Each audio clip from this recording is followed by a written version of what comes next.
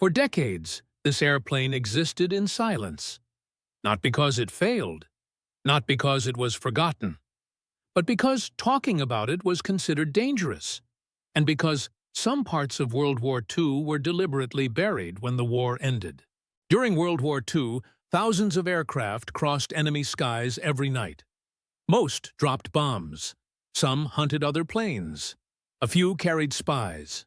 But one aircraft flew missions so sensitive that even its own crews were ordered never to speak of them. Families were told nothing. Records were sealed. Logs were altered. When the war ended, the story did not surface. It vanished. The aircraft was the B-24 Liberator, but not the version most people recognize. This was not the standard bomber flying in daylight formations. This Liberator flew alone, low, and unmarked. Its purpose was not destruction. Its purpose was discretion. By 1942, the Allies faced a growing problem. Resistance movements were spreading across occupied Europe, but they were fragile. Fighters needed weapons. Agents needed extraction.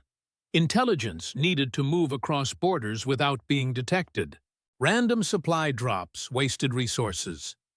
Conventional bombers attracted radar and fighters long before reaching their destinations. What the Allies needed was an aircraft that could carry heavy loads, fly enormous distances, and disappear into darkness. The B-24 already had one advantage that mattered more than any other: range. With fuel tanks pushed to their limits, it could reach places other aircraft could not. But to survive these missions, it had to be transformed. Guns were removed. Armor was stripped away. Turrets vanished. Every kilogram mattered. Some aircraft carried no national markings at all. Inside, insulation was minimal. The metal skin radiated cold. Engines vibrated constantly through the floor. A reminder that failure meant landing in enemy territory with no explanation waiting to protect you. Crews were chosen carefully. These were not just skilled pilots, but men who could navigate by instinct, read terrain in near darkness, and trust judgment over instruments. Many were given only fragments of information. Coordinates were memorized, then destroyed. Briefings were short. Questions were discouraged. Takeoff came late at night. Engines were advanced gently to avoid attention. Once airborne, the Liberator descended until the ground felt dangerously close. Rivers became guides. Forests became cover. Flying higher risked detection. Flying lower risked impact. Somewhere between the two was survival. The bomb bay carried no bombs. Instead, it held crates of weapons, radios, medical supplies, forged documents, and sometimes people. Agents heading into occupied southern France. Resistance fighters being pulled out before capture closed in. Everyone aboard understood that silence was part of the mission. Landings were the most dangerous moments. There were no airfields, only fields. Resistance members marked landing zones using dim lights arranged in precise patterns. If the pattern was wrong, the aircraft turned away. If it was correct, the Liberator descended into darkness, wheels touching uneven ground while engines stayed running, ready to lift off instantly. The aircraft remained on the ground only briefly. Supplies moved fast. People boarded quickly. Engines never stopped. Every extra second increased the risk of patrols, informants, or chance discovery. Then the aircraft lifted back into the night, leaving almost no trace behind.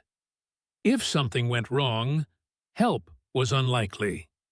There were no rescue missions for these flights. Crashes were recorded as routine losses or training accidents. Crews who vanished were listed as missing, with no further explanation. Families received brief telegrams that answered no questions. The truth stayed sealed. This effort later became known as Operation Carpetbagger, though at the time the name meant little to those involved. The objective was simple: keep resistance networks alive long enough to influence the war. And it worked. Across occupied Europe, sabotage increased. Rail lines were destroyed, communications failed. German units were forced to guard rear areas instead of reinforcing front lines. Intelligence flowed back to Allied planners, shaping invasions and bombing campaigns without ever appearing in headlines. When the war ended, the men who flew these missions returned quietly. Other air crews marched in parades. Fighter pilots became household names. Strategic bombing filled books and documentaries, but these liberator crews faded into civilian life. When asked about their service, many offered careful half-truths: transport flights, training work, routine operations. Their real missions officially never existed. The silence endured because the methods survived the war. Night infiltration, low-level insertion, covert resupply. These techniques became foundations of later special operations. Revealing details too early risked exposing practices still in use. Only decades later did fragments of the story emerge. Documents were declassified. Veterans spoke cautiously, often for the first time. Photographs appeared showing unmarked aircraft and unfamiliar cargo. Historians began connecting pieces that had long been kept apart. What emerged was a picture of extraordinary restraint and risk. These crews flew without recognition, without markings, without assurance that history would remember them. They accepted missions knowing that capture could mean being treated as criminals rather than soldiers. They flew anyway. The B-24 Liberator, often remembered as a blunt instrument of destruction, revealed another identity.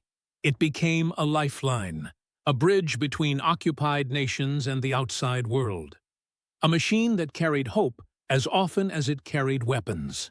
Even the aircraft themselves rarely lasted long. Low-level flying punished airframes. Rough landings bent structures. Engines wore out quickly. Many were dismantled quietly once their secret role ended. No museums, no plaques, just silence.